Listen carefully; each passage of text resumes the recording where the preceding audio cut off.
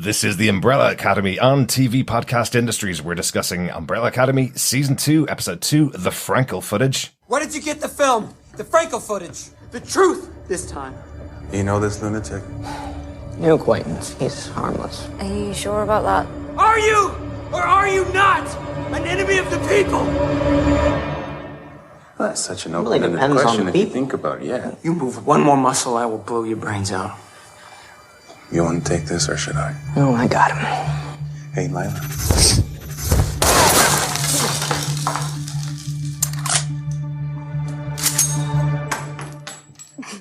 What the hell just happened?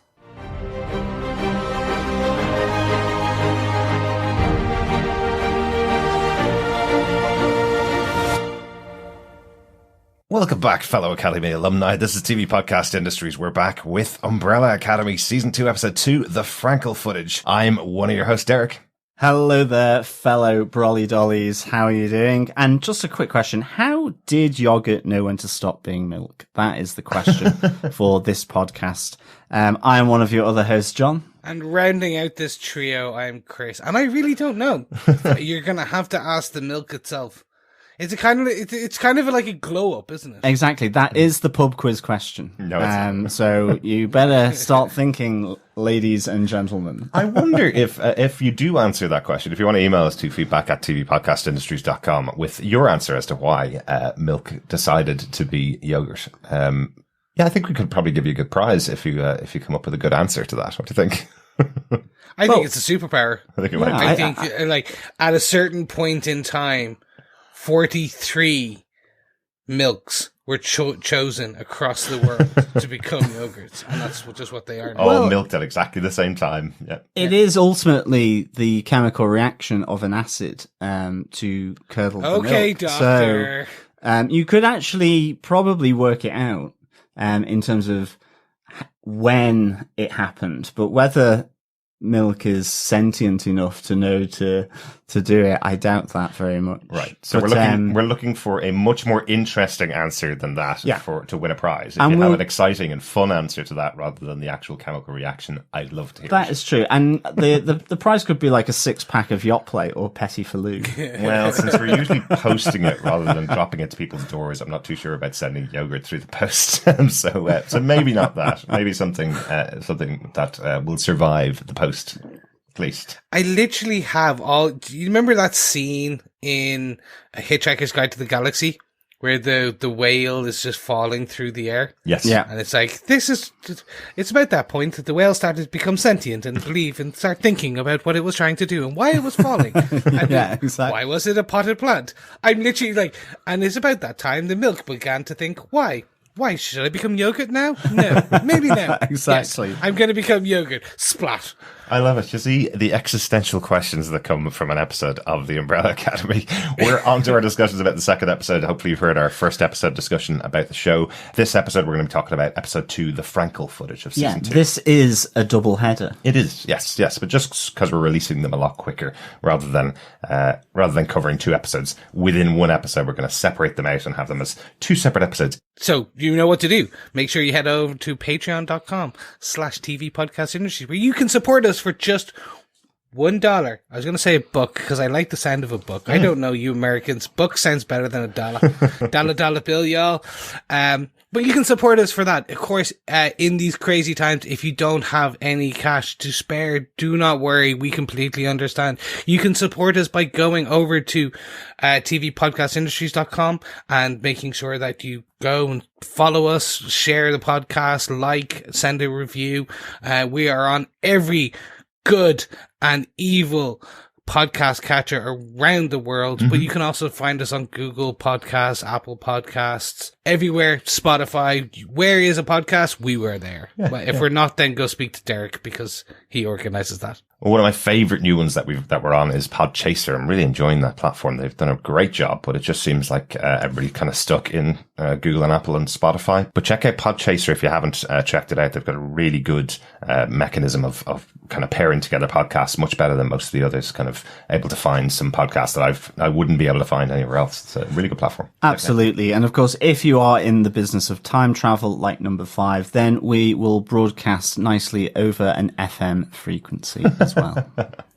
Maybe at this stage with 505 episodes now, or 504 episodes now, I should be able to set up a radio channel that just broadcasts us all day and all night talking about oh about my the shows. God. It'd be like those 24-hour chill beats on YouTube. There you go. But it would just be 24 hours of Crazy Chris and his gang. Hey. Yeah, I just change it. I'm changing the video. I'm giving the audience what they want. I love it. I love it. And we are releasing fake news. We are releasing these episodes a bit earlier over on Patreon. And what we're hoping to do is when we release them to our main feed on TV Podcast Industries, add in any thoughts you have about the episodes of the shows.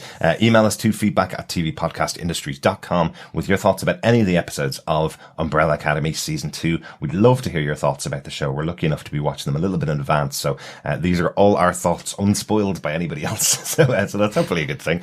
There's some crazy stuff that's going on in this season. I think a little bit crazier even than season 1. So I'm intrigued to see what everybody thinks of it when these episodes come out on the 31st of July. So I'm really intrigued to hear what all of your thoughts are. Let's get into our discussion about the first episode of this podcast, episode 2, the Frankel Footage. So Derek, do you want to tell us who directed and wrote this episode? Absolutely. The episode was written by Mark Goffman. He was a staff writer on The West Wing and then worked his way all the way up through shows like Elementary and Bull. He worked on season 1 of Umbrella Academy as well, so he is back for season 2. This is his first episode in season 2 that he's written. The episode was directed by someone that we've probably talked about more than almost anybody else in all of our shows, Stephen Surjik, who directed episodes of every single one of the Marvel Defenders shows, including The Defenders and The Punisher. So been involved in so much of the work that we've done over the last 5 years, so much of the shows that we've covered over the last 5 years. I think if he'd done an episode of Picard and Watchmen and maybe Penny Dreadful, City of Angels, I think they're the only ones that he's missed out on. So great to have him back here. And there's definitely some touches in here that you see the style that Surjik brings to these shows. I'm sure we'll mention them as we go through the episode. He did direct the kind of season 1 2-parter, as I call it, the day that wasn't and the day that was, where everybody's kind of catching back up on things that they had done wrong, and it all gets reset and it goes again on the same day with different perspectives on it. So that was his touch. He directs both episode 2 and episode 3 of this season. So back-to-back episodes again. Really good to see him back here. Coming up, he will be jumping into the world of The Witcher. So something quite different for Stephen Surjik. But we have covered The Witcher season 1 on our podcast, and we are definitely going to be covering season 2 as well. So excited to see what he's going to be doing, because he's going to get the opening 2 episodes of season 2 of The Witcher as well, which is going to be really interesting to see what he does in that universe. No, definitely. He's one of our most prolifically discussed directors, as you say, and he brings that style. Once you know it's him, you can pick out, oh, well, yeah, because he uses that shot, and he definitely has it. You know the way you would say Cameron has a style, and most directors, after a certain period of time, you can kind of, like, it's a Michael Bay film has lens flare. Right. It's kind of that kind of Abrams, like, everyone has that trademark. Mm-hmm. And his is usually just very well choreographed and kind of directed fights at the same time as very, I would say, strange angles. Mm-hmm. He has some really good touches, and there's a reference in one of these episodes that I think he put in there on purpose that we'll talk about as we go into the episode. John, do you want to give us the synopsis for this episode of Umbrella Academy Season 2, Episode 3?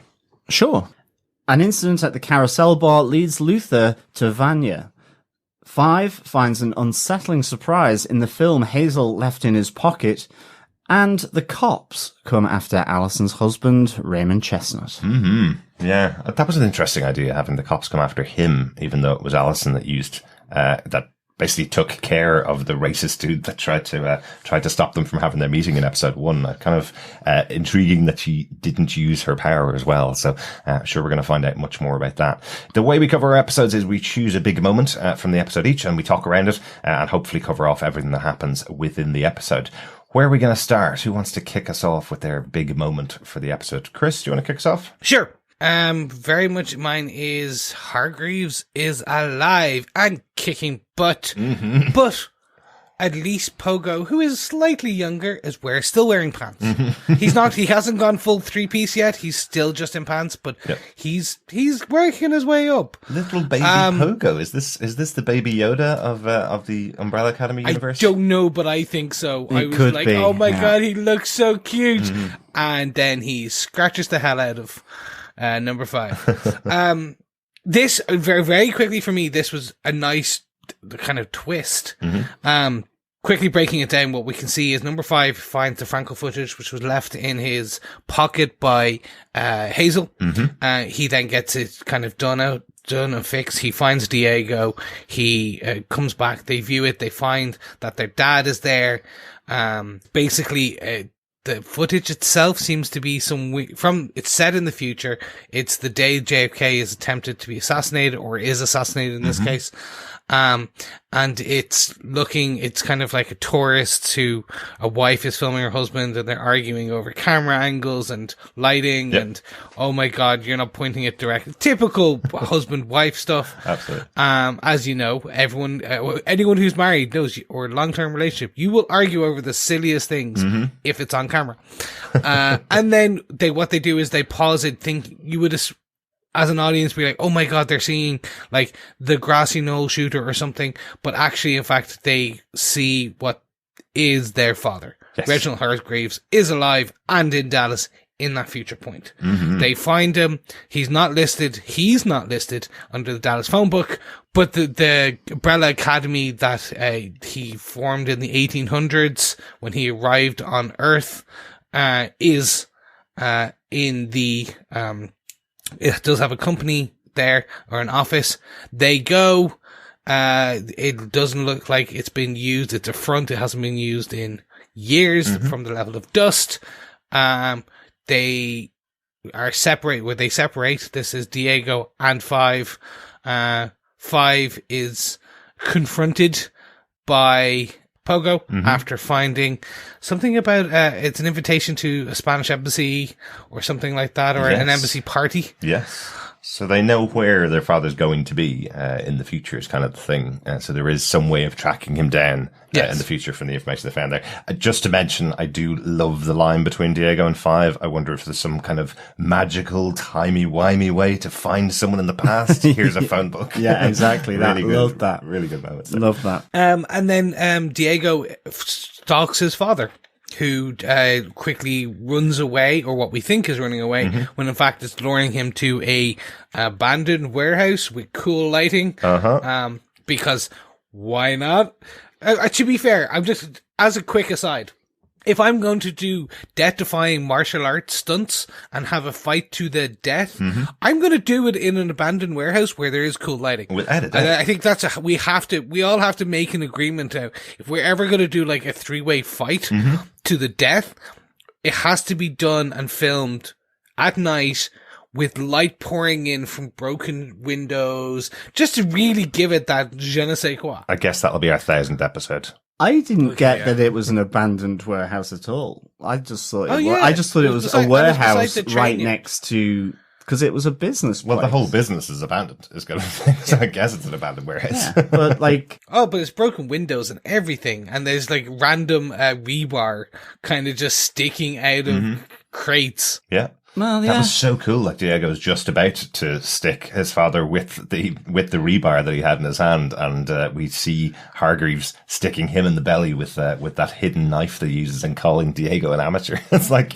that's really cool. There was a moment early on in the episode I was wondering whether it was actually Reginald Hargreaves, or maybe this was 5 that had gone back in the past, because we know he was an old man. He was in his late 50s at this time when he was in the past. So I was wondering whether the reveal was going to be he'd take off his hat and it's 5, but this is definitely a de-aged Colin Feore from the first series who played Reginald Hargreaves. It's definitely him. When we get into that fight, we see it from Diego's perspective, and it's definitely their father.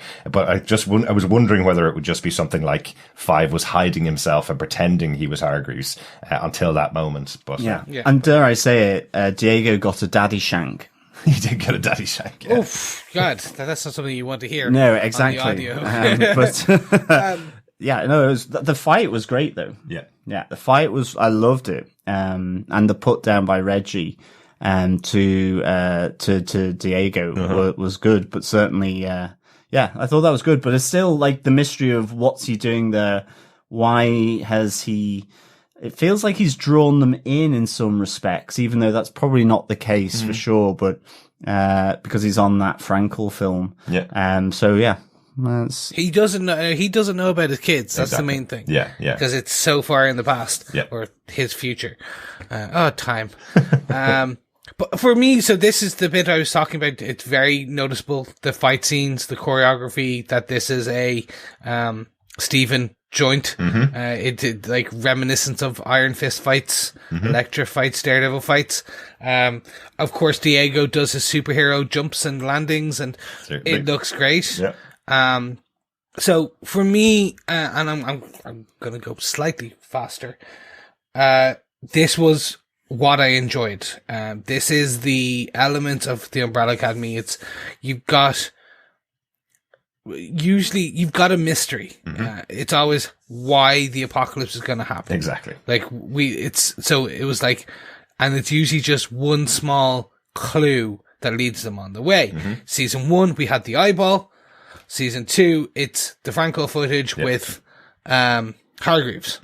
So this is where we start to become, that we get drawn into this web of intrigue, and it's not even a web, it's a winding river of just craziness. Yes, but it is an interesting idea, and I'm trying to piece it together, obviously, as we see, as you mentioned, Chris, that 5 does pick up the invitation, so he knows where Hargreaves may be in the future, which allows them to keep tracking him down. They've obviously spooked him from a little bit anyway, not too much because he thinks they're amateurs, but they've spooked him a little bit, so he may not be going back to the business again, but they do know where he's going to be in the future. There is that lovely touch just at the end as he walks away and you see Pogo coming out of the building, coming down, grabbing him by the hand, and the two of them walk off. Yeah, I like that. It's a great touch. But one thing to mention as well, obviously Pogo's not vocal here. Pogo's very well educated in the future. We see him kind of leading the family. He's been around with all of them since they were kids. And he's very intelligent in the future, whereas this Pogo seems to be very new to wearing pants, I suppose, and maybe the intelligence and the speech level hasn't caught up yet because he says nothing to anybody. So, and I love that in this, I love the abandoned business with all the mannequins, the dust. It really kind of felt about like it is that reference to those kind of 1950s, 1960s experimental kind of labs or something where, that we've seen in so many of those TV shows from back then, or have been referenced in comics or TV, like Lost with the bunker, all that kind of stuff. Yeah, so for some reason my head's going to the non-existent 4th sequel to Indiana Jones, where he arrives at a nuclear testing place, something about a fridge where they nuke the fridge. I can't really remember. Does that movie exist, or is that something in my brain? No, he gets into the fridge. Yeah. Let's forget about that. Okay. But I love that reference to the old kind of dystopian, nuclear age kind of experiments, that we've seen so many times. It's really a nice little touch. Yeah. Yeah. The painting on the wall where it's the window, the painting of the window, which just has a massive kind of mushroom cloud. Yes. It was like everything is sweet and it's a nice little home. And then I looked and I was like, hold on, wait. And then everything else about that first room is fine, except in the window, there's a painting of the landscape and a big mushroom cloud explosion. The American nuclear family. Yes. Nice. And you're right, John. It did whack of kind of Fallout, the video game, kind of that 60s sugar pop, kind of nuclear age. Yeah.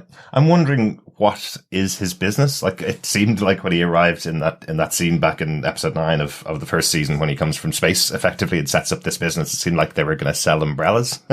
But 60 years later, what is his business now? Or 70 years later, what is the business? Because it feels like they're making some kind of nuclear instructional videos or something like that. How to survive the apocalypse, maybe. Nuclear umbrellas. Maybe. Yeah. So which is a bunker. Stop, drop, and get under our umbrella. Get into your bunker, yes. Maybe get under your umbrella. Chris, have your tinned fruit to the ready and dried milk. There you go. Yeah. So, gentlemen, that was my point. Really just interesting to see where it all lies. Will Diego survive? And I guess we'll find out in episode 3. But, John, what was your big point for episode 2?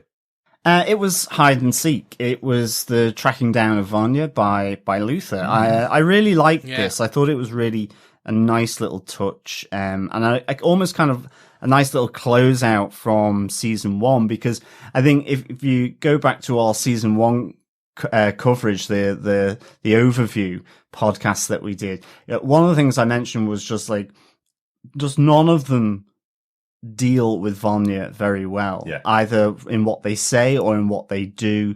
They kind of say one thing and then do the opposite, which absolutely, if I was Vanya, I'd be there going, what the hell? And I kind of really liked how they did this with, him picking up, the wallet of Sissy's husband, at the Carousel Club. And he sees Vanya picking up, Carl and, to take back to the farm. And he goes out there. And of course, it's all very ominous with the gun on the passenger seat, and so on. And I just kind of like the whole sort of look of this with the barn on the kind of crest of the rise. And you have Vanya playing hide and seek with Harlan, Sissy's kid. And I just kind of like how he comes in and ultimately ends off with him apologizing to Vanya. I mean, you do get the feeling he's going to take her out as a threat. And certainly it would be the time to do it, given that she doesn't know who she is. But, he says, I let you down. And I just kind of liked this whole aspect that they kind of have taken this through from season 1, potentially closed it off. So we'll see how things develop between these two and the rest of them through the rest of the season. But I thought it was really good. And I really kind of liked the fact that Sissy came up with her badass shotgun, because she's, and with her phrase, next time use the front door kind of thing, when he says, well, I brought your husband's wallet. But this is kind of as well, this is this first clue for Vanya of knowing that about other people who are her brother or know her. Exactly. And, this is this first kickoff moment, and it does trigger her memories in her dreams or whatever, which sees her heading out of the farmhouse that evening. So, something's been triggered within Vanya through this meeting with Luther. But I just kind of like the fact that he ultimately recognizes that he was a bit of a shit towards her. Yeah, absolutely.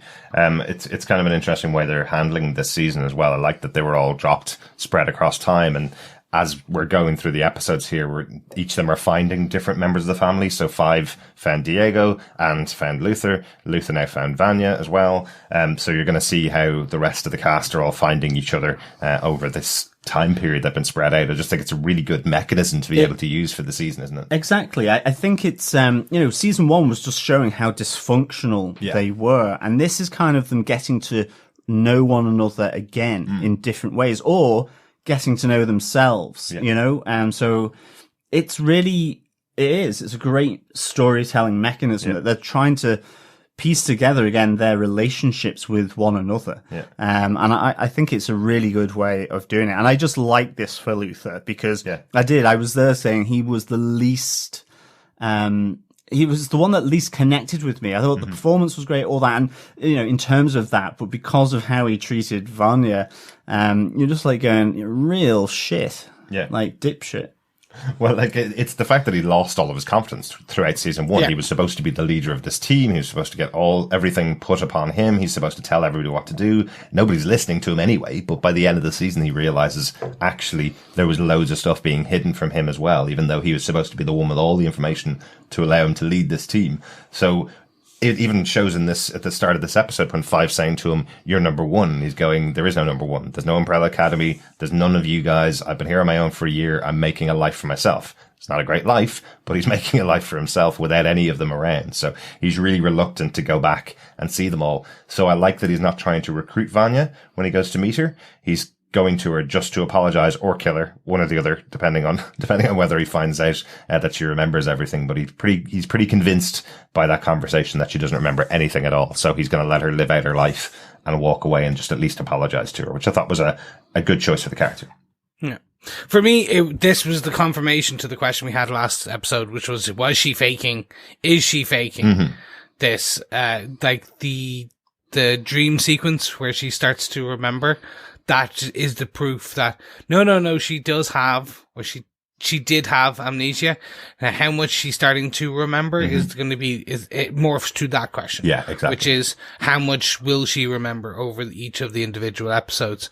I really like that she has such a small amount of memory and they have that conversation as well. Yeah, I think that's really good. Now, John, the one thing I think is going to be really interesting based on your kind of point is when some of the others start to meet Vanya. Because you got to remember, Vanya slit Allison's throat, and to essentially kill her. Yeah, but this isn't that Vanya, and this is not that Allison. Exactly, no. They're not the Allison who basically who is married, the Allison who is essentially living and a life away from the Umbrella Academy, and the Vanya who doesn't remember slitting Allison's throat, the Vanya who is good, who does not remember her past life. What's going to happen when those two meet now? Absolutely. Like, that's going to be interesting. Absolutely. Like, I know at the end of season 1, it was Allison that was trying to say that she'll step in the way and the rest of the family kind of jumped Vanya. But you're absolutely right. Diego as well is someone that I'm intrigued to see what his opinion is or what happens to him when he meets Vanya, because he was very willing to just pull out the knife and kill her, basically. So will he be the most likely to attempt to kill Vanya as the season goes on, whether he meets her? So really intriguing. Yeah. Anything else on this point, John? No, I think that's it, really. I think Luther seems to be the one kind of struggling a lot, even though, Klaus, Allison, and Diego, they all don't know whether the others are alive. They've all kind of made a life for themselves in some way. Luther feels that with the ramifications of what happened in season 1, the whole thing with the moon and his dad and all of that, he is the one that seems to be, just struggling with this new reality for himself. I mean, even down to the fact that he's still insistent that he wants nothing to do with number 5's plan. And in a sense, the kind of almost pointless nature of what he's doing with the fighting, which is just to throw the fights so that his boss makes money. It all seems a little, he's lost, at sea effectively here, and he's struggling to find that port in which to dock, so to speak. And I feel like this is kind of the first part of that, of him trying to make peace for himself so that he can sort of get better. So I think I just thought it was nice. I think it was a nice look back to the first season with how Vanya was kind of treated really by all the other members of the Seven, and really, it's a new kind of relationship that's developing as they reconnect. And so I like that. Yeah, absolutely. I like that a lot. Derek, what's your massive point for this episode? It is a massive point because it's the opening of this episode. I absolutely loved the return of the handler because I said at the top of our discussion here that there's some things that I think are even crazier this season than they were in season 1. They certainly upped the craziness with the return of the handler. I love that it opened up with the two guys about to put her into the fire, and she kind of makes a little movement, and one of the guys goes, "Oh no, someone that farted all the way into the furnace last time." And you're kind of wondering, because he doesn't seem very perceptive. You're kind of wondering, was that person alive as well? Just pushed him, exactly. But beautifully delivered line from the handler going, "Get me to a hospital," made me laugh out loud. That was just the way that was done was so funny. And of course, just, the school kid in me, intestinal gas, farts, what is not to like about a bit of gassy humour, to be honest. Yeah. But she has... I'm just so happy she's back. She's such a great character. And I love that they start her out here where she's just been completely stripped of all of her authority. There's no respect given to her at all. She returns to the commission effectively, walks in through the door and everybody's kind of whispering about her. And then everybody just completely ignores her. I love that she does that thing where she flips off her coat and holds it out, waiting for somebody to take the coat from her. Yeah, and hang it up. absolutely. And nobody does. And then, as if the idea that a person who got shot in the brain with a bullet coming back to life wasn't enough to ask a new audience or the audience coming into season 2, we have the appearance of Carmichael, a comic book character who was the leader of the commission. He's the one that actually used to give Five his jobs, effectively. Carmichael is a comic book character. I think they call him AJ in this episode. Yeah. But he's effectively a fish in a bowl, smoking fish in a bowl, a talking smoking fish in a bowl. A bureaucratic smoking fish head in a bowl. Who wears a hat? He wears a hat. So good.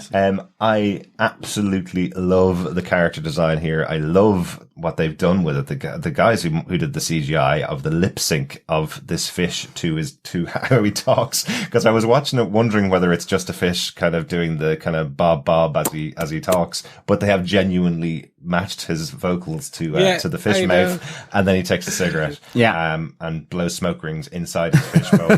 Hilarious, so good, and wondering whether this will have a lot of people going, hang on a second. This is so much more to take than the first season. Do you think that AJ then could really sissy that walk and slay the lip sync for his life on RuPaul? Because I thought it was so good, the whole chit chat between him and the handler, and just the moment as well when Herb is revealed to be her new supervisor. Kind of that whole thing of you can just sense the build up in her, and it just the whole release of it when she sees number 5's nameplate at her desk, and just being flung towards Herb. So good. What a kind of put down, really. Absolutely. But I also love Herb, but he feels like every normal office worker who's gotten a promotion, someone that probably doesn't feel he deserves it, but has been working really hard for years. You know, we heard that he was working on one problem for 3.5 years last season.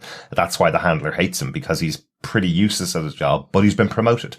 And so he has that little bit of confidence that comes from the promotion as well. So he walks into the room and effectively says he's her boss. And her response is basically, I've dropped bigger turds than someone like Herb. And he immediately goes, oh, you need more fiber then, thinking he's hilarious. So those two definitely not going to work very well together. I love the other co-worker, the one that used to sit beside Five, trying to be really nice to the handler as she comes in to sit down, saying, you know, if you want to go out for lunch sometime, we can go out for lunch today. There's some fun stuff on in the canteen. Handler very unhappy in her situation, telling her, if you speak to me one more time, I'm going to staple you to a wall.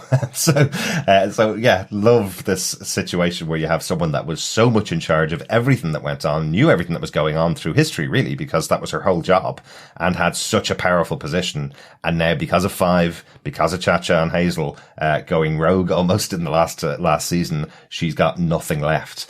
But she's kind of asking for an opportunity. So what we see towards the end of the episode is that she seems to be back in the 60s, and walking into possibly meet an earlier version of AJ, possibly meet some of the fish in that pet store that she goes into. So yeah, that was my thing. I was like, as soon as I saw more goldfish, I was like, she's gonna go in and kill him, and then that's probably him from the past. So then he doesn't become sentient, and then oh my god, and yeah, that was the fun. The reason we are friends, and I'm gonna put this out, the reason we're all friends, and the reason I had the same two thoughts. One, I went, wait, are they actually syncing the lips? And I paused it at live and went, oh, they are. Sweet.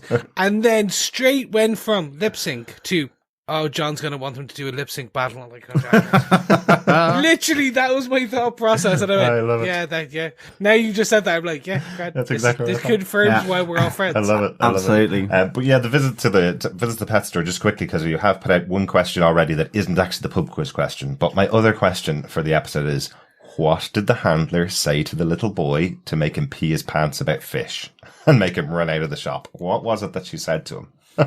So if you have an answer to that, send that into us at feedback@tvpodcastindustries.com, because I'd love to know what the hell it was that she said. 42. There are 42 children. No, just 42. Okay. It's just the answer to everything. It's the answer to... She just literally, she should have said, the world, it means nothing. It's just 42. What? What's 42? I can't imagine. It has to be something else. It's probably something like, I come from a place where those fish eat humans or something. Or maybe it's that. I don't know. But I know who you're going to be. You're going to grow up old and alone by yourself. You won't marry. You won't have kids. Blah, blah, blah, blah, blah, blah. Maybe. Like, if someone tells you your whole future as a kid. That make or yourself, yeah. There is no Santa Claus.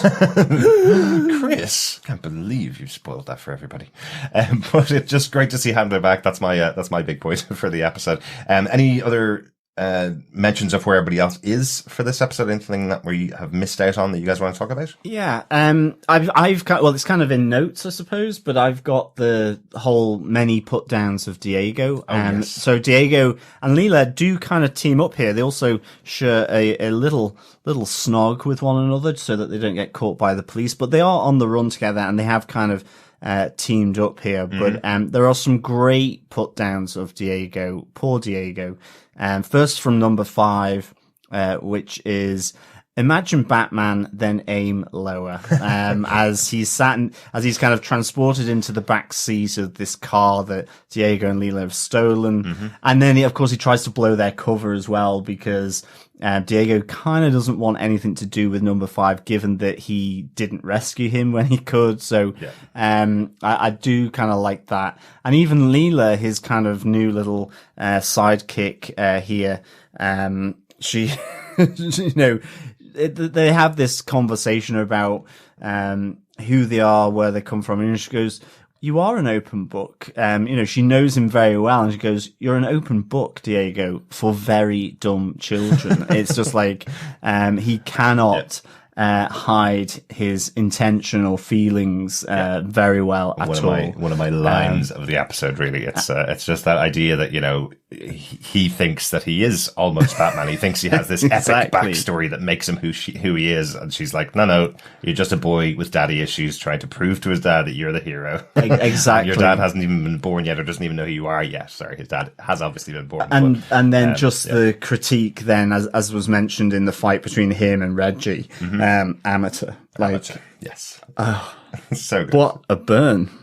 I am going to use that. You are an open book for very dumb people. Yeah, I think that's really good. Or dumb children. I'm like, that is my clap back now. That from now on. I think I'm going to like Leela. I think she's got some good character about her to watch throughout the rest of the season.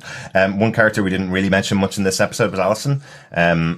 You know, we mentioned early on in the synopsis that Ray gets arrested and brought to prison, and she doesn't use her Rumour ability. She says something, has that moment where the police officer's eyes turn white because he hears the instruction she's about to give him, and then she stops and doesn't use her power. So that was an interesting little moment there.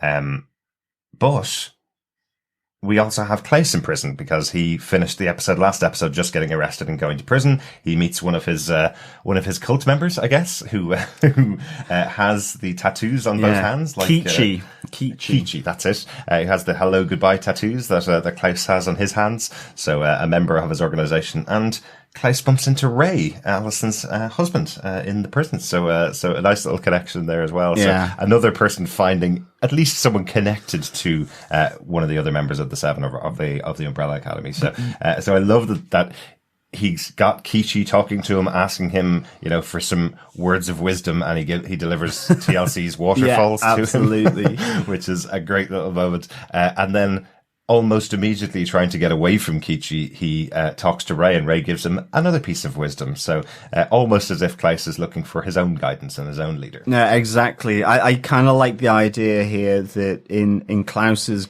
guru or prophet, we really see what on how he's gotten to that point, which is a lot of unreferenced steals from other people from the future, which I thought was really, really good. In typical Klaus fashion, I reckon. Such a Klaus thing. Last people we need to talk about, I think, from the episode are the Swedes themselves, because we do get a really interesting scene where they go and find their accommodation for where they're going to be based in Texas. When they meet their new landlord, who tells them there's only one room available, and the next time you see her, it's just her head in the freezer. So I thought that was very interesting. Another great thing that we see in the show right throughout the first season is this idea that the Commission know where their assassins are at all times. So there is always a pipe available with their instructions for the assassins. I love, you hear the noise and then everybody kind of looks around the room to find out which wall they have to open to pick out their message. I think it's a really cool idea that this message will always appear wherever they are. Yeah, definitely. Yeah. There's a moment in the house where, because they're all kind of dressed as milkmen, or one of them is, at least, and they've stolen a milk van, where it seems like he's drinking weird milk. Like, it looks CGI. It was kind of silvery, kind of... And lumpy. It looked lumpy. Yeah. So I think it's potentially whatever gives them something. Yeah. Like, they don't seem overpowered. They don't seem superpowered. But they also don't seem human. Yeah, they don't seem normal. Exactly. Yeah. They don't seem... So maybe they're machine Swedes? Yeah, maybe they're robot assassins. I don't know. Robot assassins, Chris. Go for robot assassins. Always cool. No, because I want to stick with the Swedes. So oh my God, they're IKEA assassins. So this is just the oil, the glue, the grease to keep them moving. So the IKEA-based assassins. Well, that's what I was thinking. Meatballs. I was like, that's weird that they've chosen to make that pint of milk, that bottle of milk, kind of look kind of slightly... dare I say it, silvery, sort of greyish and lumpy, I wondered what it was. Was it just it had gone off and was really grim, but he didn't care? Or, like some kind of special potion that they need. Yeah, I think it's some kind of special potion or some kind of special thing to keep them on their game. But just wanted to mention them in this episode because I just thought it was a very funny and scary scene as they obviously remove the head of the landlord to get an extra room in her house. Any final notes about the episode that we haven't talked about? I've just got kind of one, which is in relation to the Frankel Footage film, which is obviously of the JFK assassination, and in this one we see Surjik Hargreaves there on the sort of grassy knoll, so to speak, with the umbrella. Yeah, you would not be allowed in the academy if you keep calling him Reggie. No, exactly. Surjik, and but you know, this is a nod to the Zapruder film that was taken of the JFK assassination, you know, used in the Kevin Costner movie and used in the whole investigation of it. So in real life. Yeah, in real life. So just to, you know, I was kind of, I'd forgotten what the footage was called, and I was thinking it was the Frankel footage, but it is the Zapruder footage and film that was taken there on an 8mm camera. Yeah. I also thought as soon as I said Frankel footage, I couldn't stop saying Frankenfurter, Dr. Frankenfurter. So, yeah. Because the big difference is the Zapruder footage in real life is the one that's supposed to prove there was a shooter on the grassy knoll, not from the book depository, not Lee Harvey Oswald. Exactly. That's what the investigation was. So exactly as I said, even when I saw the episode name being this, I was like, oh, okay, well, they're going to discover who the other shooter was. That's what it is. But this isn't the same footage. This is a couple arguing on the same day, and it's the one that points out that their father is there. So there is still the Zapruder footage out there. Exactly. Somebody else is also filming that day. So. And speaking of Dr. Frankenfurter from the Rocky Horror Picture Show, I just feel that, I think it's because of Klaus. I think Klaus would be Dr. Frankenfurter. I certainly think or they would be really good friends. Very likely. Very likely. Very likely. Yeah, I think so. That's it for notes for the episode. Chris, anything you want to add? Nothing from my side. Okay. I just want to discuss our next episode. Okay, what did you think of the episode overall? So I love this. See, episode 2 was the perfect kind of... It set up a few more questions. So, why is the handler back? How did she survive? We get all these answers. Essentially, it's also like, where are we going next? And I keep using the chess analogy at the moment. I know. But it's fun. It makes sense. You can use checkers. You can use American football. You can use loads. Okay, so let's go. The opposition the offensive line it's kind of there now. The defensive backers are being set in place. We're gonna get a running play, but it's probably gonna end in a sack. Right. For the commission. And then they're going to need to use a Hail Mary in the future. Yep, love it. Yes. Love it. John, what did you think of this episode? Yeah, I really enjoyed this. I'd give it 4 intestinal farts out of 5, although I suppose there's not many other types of farts, really. Probably not. But I really liked it. I loved the handler coming back, and AJ, the bureaucratic fish head. I think that was just really good. Yeah. I think, the whole kind of mystery around Sir Reggie Hargreaves and his kind of front of a business was really good. I love that kind of vibe of number 5 and Diego going to his business and it kind of being abandoned.